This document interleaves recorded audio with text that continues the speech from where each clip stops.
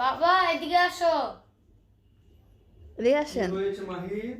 এদিকে আসেন, বাবাকে এদিকে আসেন, বসেন। কেন খাতা কলম কেন? না একটা হিসাব আছে, খোলেন। হিসাব? হ্যাঁ খাতা খোলেন। বুঝলাম না। খোলেন। আচ্ছা করলাম। মাই তুমি নতুন খাতা দিছো কি লিগা? তোমার পুরান খাতা দিলেও তো হইতো। আচ্ছা যাক, দিছে। আপনি কালকে আমার থেকে 250 টাকা নিছেন। হ্যাঁ নিয়েছি। আজকে 250 টাকা।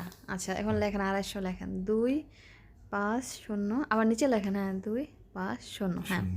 এরপর ডাক সমানকার ডাক একটা দাগ দেন। আচ্ছা যোগ করবেন আর কি।